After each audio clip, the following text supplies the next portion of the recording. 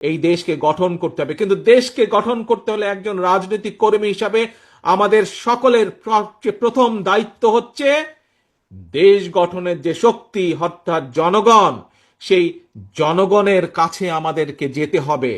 প্রিয় সহকর্মীবৃন্দ, এইরকম মিটিং করে করে জনগণের কাছে গেলে চলবে না।